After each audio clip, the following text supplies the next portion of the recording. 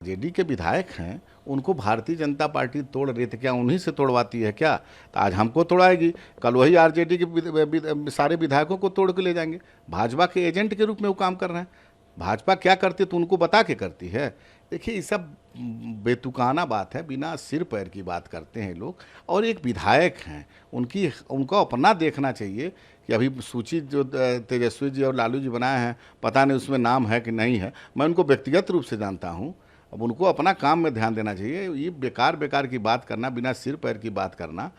आप मान लीजिए हम लोग काम करते हैं, हमारे नेता हैं, निरंतरता में हम लोग दौरा कर रहे हैं। हम लोग 28 नवंबर को स्थापना दिवस के दिन एक बड़ी रैली में अपना काम कर रहे हैं। हमारे नेता जा रहे हैं, बैठक कर रहे हैं, क्षेत्र में भ्रमण कर रहे हैं, लोगों के, बिहार के लोगों की दुख सुख में शामिल हो रहे हैं, उनकी समस्याओं को सुनने का काम करते हैं। ये लोग बेकार की बात करने का काम करते हैं। काम तो कुछ है नहीं। उनके नेता प्रतिपक्ष जो थे, अभी विधानसभा का चला है सत्र, उसमें उपस्थित नहीं थे। जिसमें उपस्थित रहना चाहिए, उनकी जिम्मेदारी बनती है, नेता प्रतिपक्ष की जिम्मेदारी बनती है कि सत्र जब चलता हो तो उसमें रहें और बिहार में गंभीरता से विपक्ष की भूमिका का रोल अदा करें। लेकिन उनको तो इससे मतलब है नहीं। अब उनके विधायक लोग ऐसा बोल रहे हैं तो सब हम तो कहेंगे कि मानसिक रूप से कहीं न कहीं ये लोग दिवालियापन है। और ऐसे बातों को, भाई बीजेपी की बात को बीजेपी उनसे शेयर करती है कि आज हम उनको तोड़ेंगे, आज उनको तोड़ेंगे, आज उनको तोड़ेंगे। अरे भाई, बीजेपी अगर चाह देगी तो आरजेडी के ढेर सारे एमएलए, मैं बता दूं आपको, बहुत सारे एमएलए तोड़ करके आने के लिए तैयार हैं।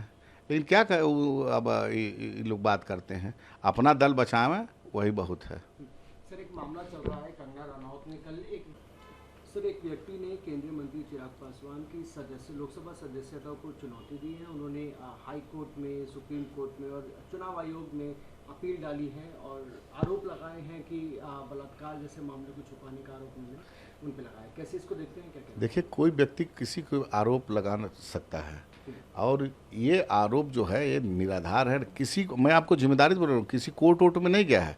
सिर्फ सस्ती लोकप्रियता के लिए हमारे नेता पर ऐसे अनर्गल बयान दे रहा है। किस कोर्ट में गया है आप पता कर लीजिए। किसी कोर्ट में नहीं गया, क्योंकि मामला कुछ है ही नहीं है तो जाएगा कहाँ से? एक सस्ती लोकप्रियता लेने के लिए, मीडिया में बने रहने के लिए अनर्गल, वो मेंटली डिस्टर्ब टाइप का आदमी जो है वो बयान दे रहा है।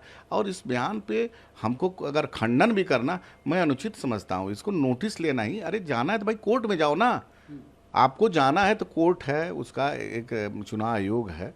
लेकिन इस तरह की सस्ती लोकप्रियता के लिए, मीडिया में बने रहने के लिए अनर्गल बयान से, इस पर तो हम पार्टी में हैं, इस पर तो हम कानूनी नोटिस भी भेजने पे विचार कर रहे हैं। हालांकि हम लोग इंटरटेन नहीं करना चाहते हैं ऐसे मुद्दों को, लेकिन मजबूरी है कि इतना बड़ा लांछन लगाने के पहले वो क्या क्या बोलता है, इस पर हम लोग अपने पार्टी में विचार विमर्श कर रहे हैं। लेकिन ये मतलब समझिए कि इस पर खंडन करना भी उचित नहीं लगता है हमको।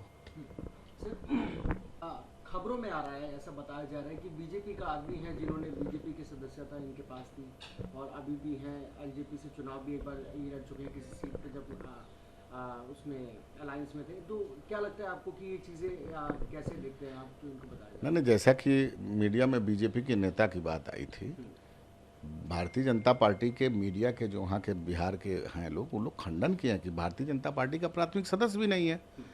और मान लीजिए कभी किसी चुनाव लड़ लेना, अरे वो सब लोग, मतलब हमको लग रहा है कि मतलब कोई, मतलब हम जवाब देना नहीं चाहते हैं। वो किसी दल के प्राथमिक सदस्य भी नहीं है। सस्ती लोकप्रियता के लिए, मीडिया में बने रहने के लिए अनर्गल बयान दे रहे हैं। सर, आरजेडी की तरफ से कि मुझे और सेंसर बोर्ड को धमकियां आ रही हैं क्योंकि सिख राइट्स भी उसमें दिखाए गए थे और उनका कहना है शिरोमणि अकाली दल ने भी बोर्ड को जो है नोटिस भेजा इसको बैन करने के लिए। कैसे इसको देखते हैं? देखिए, भारत में मूवी रिलीज होती है, कोई भी पिक्चर होती है, सेंसर बोर्ड बजाते होता है।